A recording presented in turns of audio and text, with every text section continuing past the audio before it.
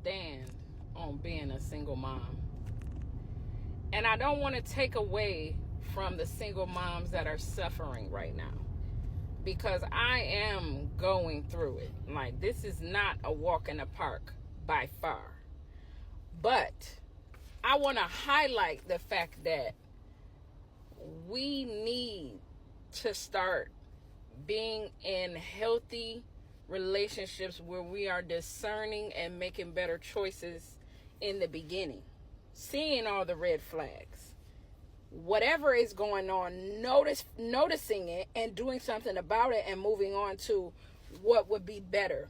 Do you see yourself being able to have kids with this person? Do you see this person as responsible? Do you see this person as being able to take care of your kids and yourself? Because we should be in a relationship with somebody that is going to lead us to marriage, not just having babies out of wedlock. I'm just saying.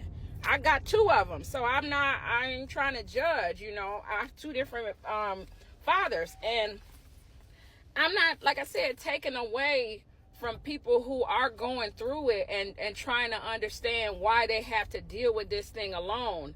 But we know why. Because of our choices. We were not healthy at the time of the decision of being with whoever we was being with. We weren't in the right state of mind, and we had no business being with that person. But we were. So, I'm not trying to make it seem like it's not messed up that we have to do this on our own. No. But it's something that could have been prevented. And we all know that. We all know that God told us about this from the beginning. We just didn't want to listen. We should be getting courted.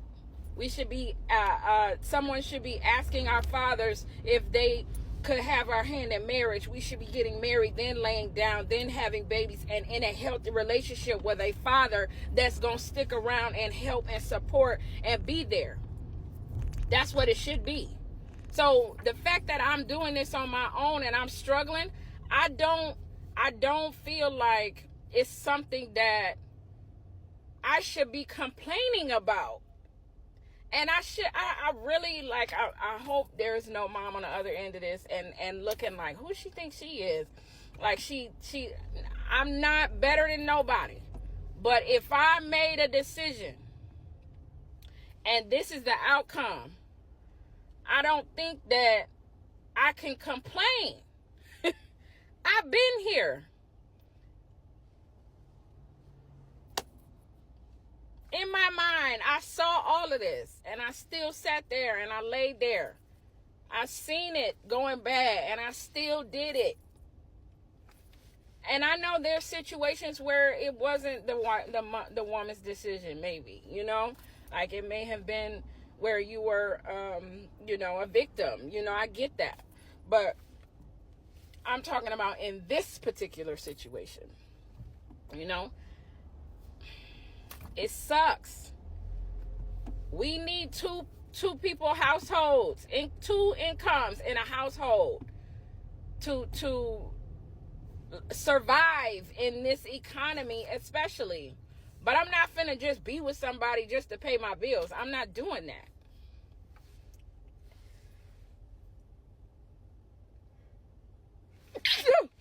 Excuse me.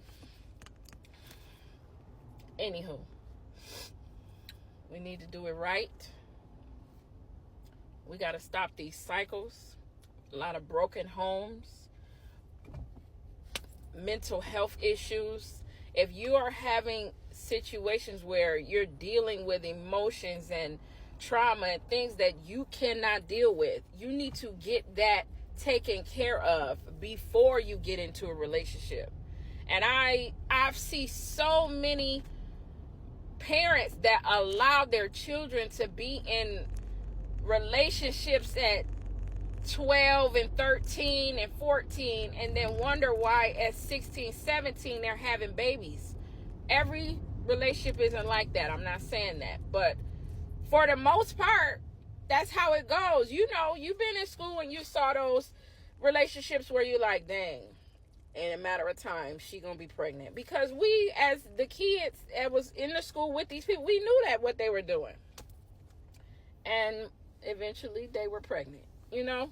And I'm not, things happen. You raise your kids a certain way and they make decisions. Yes, whatever. But we could be preventing all of this if we would just be healthy. Get healthy before you put yourself in certain situations. Get healthy. Like, I found God on my own I was raised in the church, but it wasn't until I got in that room and got on my knees and raised my hands to God and shouted and let him know I can't do this on my own. I need you, God. Help me. While I had kids.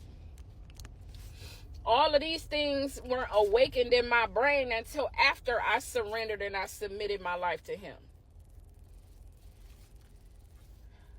I hope that this don't sound, a certain way, but I'm just speaking the truth. At the end of the day, this is because of situations that we chose. And I know there's a lot of people who's like, I didn't ask my parents to have sex and bring me into this world. No, you didn't, but you here. And even though they made those choices and you don't feel like it was right, you're making choices in your life too that's just connecting and following suit. If that's the situation that your life that you dealt with, why bring more of that into this world when you already know what the outcome is going to be? You see it every day when you walk outside your door in your neighborhoods. Everybody's broken and they don't want to get help. They don't want to take care of themselves. They don't want to eat better. They don't want to exercise. They don't want to take vitamins. They don't want to live in a society where they have rules and regulations, which those rules are for a reason, so that many of these situations in relationships doesn't happen. Nobody cares about that part. They just don't want to be told what to do. They think they know everything. Then when they have babies and they by themselves, they don't understand. Yes, you do. You understand why you're alone and crying at night because you can't take care of your kids. You know. And your first thought is, dang, man, all I had to do was do it right from the beginning. We don't have all the answers, but the word of God, here go our roadmap right here, and it gave us all the answers. And if we don't start implementing these things into our kids before we have them, the cycles will continue. Anyway, y'all, good morning.